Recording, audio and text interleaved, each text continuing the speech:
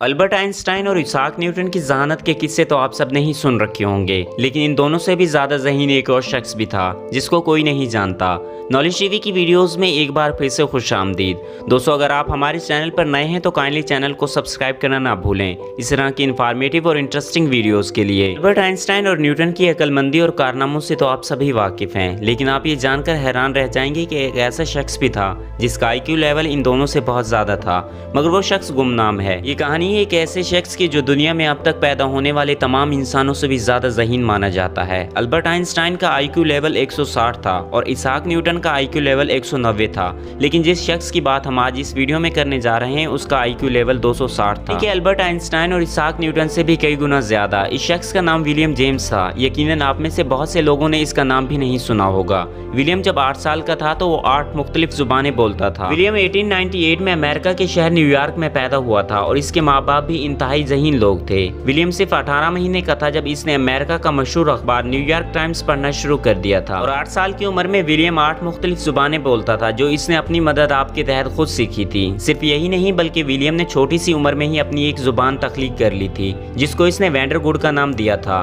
William دنیا کا پہلا شخص تھا جسے چھوٹی سی عمر میں ہی ہارورڈ یونیورسٹی میں پڑھنے کا موقع ملا۔ ولیم کو ہارورڈ یونیورسٹی میں 1909 میں 11 سال کی عمر میں پڑھنے کا موقع ملا۔ صرف ایک سال بعد یعنی کہ 1910 میں ولیم اپنے استاد کو میتھس پڑھایا کرتا تھا۔ اس چھوٹے سے بچے کی ذہانت دیکھ کر اس کو چائلڈ پروڈیجی کا خطاب دیا گیا، یعنی ایک ایسا بچہ جس میں اپنی عمر سے بہت زیادہ صلاحیت موجود تھی۔ ولیم نے 16 سال کی عمر میں ڈگری مکمل کر لی۔ اس کی اعلیٰ صلاحیتوں کی بنا پر یہ چھوٹی سی عمر میں بہت زیادہ مشہور ہو گیا، لیکن ولیم کو مشہور ہونے کا بالکل بھی شوق نہیں تھا۔ وہ لوگوں سے دور اکیلا رہنا چاہتا تھا۔ اس کے لیے سب سے اچھی زندگی وہ تھی جس میں اس کا کسی کے ساتھ رابطہ نہ ہو۔ ایک موقع پر ولیم نے ایسا بھی کہا کہ وہ کبھی شادی نہیں کرنا چاہتا۔ ولیم کے والدین نے بہت کوشش کی کہ وہ اور زیادہ پڑھائی کرے، کیونکہ انہیں معلوم تھا کہ ولیم میں کچھ خاص ضرور ہے۔ جیسے جیسے ولیم بڑا ہوتا گیا اس نے اپنے والدین کی مرضی پر چلنا چھوڑ دیا۔ وہ جانتا تھا کہ اگر وہ آگے بڑھے گا تو لوگ اسے زیادہ جاننے لگیں گے، یہاں تک کہ اسی وجہ سے اس کی اپنے والدین کے ساتھ شدید لڑائی بھی ہو گئی۔ لڑائی اتنی شدید تھی کہ ولیم کے والد کی 1923 میں وفات ہوئی تو وہ ان کے جنازے پر بھی نہیں گیا۔ گمنام رہنے کے لیے ولیم نے چھوٹی موٹی نوکریاں کی، لیکن پھر بھی اکثر ایسا ہوتا تھا کہ لوگ اسے پہچان لیتے تھے۔ وہی لوگ جو اسے پیار کرتے تھے اور اس کے بارے میں اچھی باتیں لکھتے تھے اب اس کے خلاف لکھنا شروع ہو گئے۔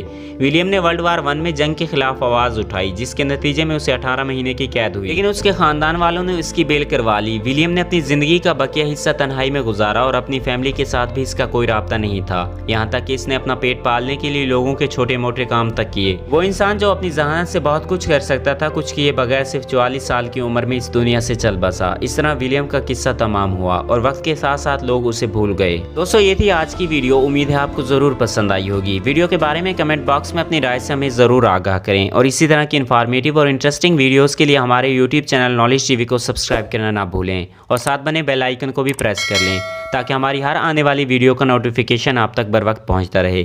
ملتے ہیں اگلی اسی طرح کی انفارمیٹیو ویڈیو کے ساتھ، تب تک کے لیے اللہ حافظ۔ Thanks for watching.